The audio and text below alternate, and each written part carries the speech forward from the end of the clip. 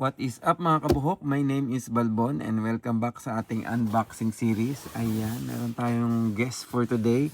Isang Shoei helmet. At ito po ay yung ADB Hornet Invigorate PC4. Ayan, unbox po natin. Sa mga bagong pasok po mga kabuhok, yan, Tokyo base po ako. Kaya legit na legit. Money back guarantee. Ayan, ang box po ng ADB ay meron siyang kasamang anti-fog. Yan, free na siya. Free na. So, inside the box, anti-fog. Aray. Kapit na akong paper cut na, no? Sandali. Yan, sandali. So, yun, inside the box, meron anti-fog. Meron siyang chin curtain, breath deflector. Meron na rin siyang kasamang lubricants para din sa rubber shield. So yun, wala na siyang any other accessories. Set aside lang natin to mga kabuhok. Ayan po. Ito po ang Shoei ADB Hornet. Unbox po natin. Pakita natin. So ito po ang dual sport adventure helmet ng Shoei. Ayan. Napakaganda. Kulay green po siya. Matte finish po siya. Tapos kulay green. Ayan po.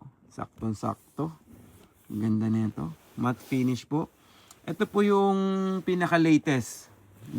Hindi naman totally pinakabago, but ito yung pinakahuling sa ngayon na nilabas ni Shoei na design, yung Invigorate series. Meron po tong green. Meron po tong parang black. Matte finish din po. Meron tong glossy na pink. Ayan, meron din po tong isa, yung glossy na parang neon red. So, apat po itong Invigorate series. Pili na lang kayo kung anong gusto nyo.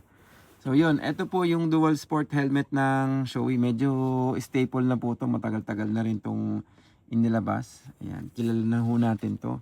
Isa din to sa mga pinaka-highly sought after na helmet. So, ang nadidinig ko lang feedback dito ay yung mainit. Pero tahimik siya. Yun yung strong point niya. Mainit pero tahimik.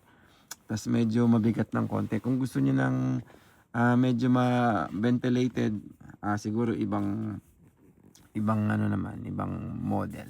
Pero yan, pwede po siyang lagyan ng Bluetooth comms. Meron na rin po siyang cutout dito sa loob. Yan, may cutout na rin po. May provision na sa speaker. At ano pa ba? Sa lens naman po, meron pa tayong mabibiling original na Shoei na smoke lens at saka silver, light smoke base na silver.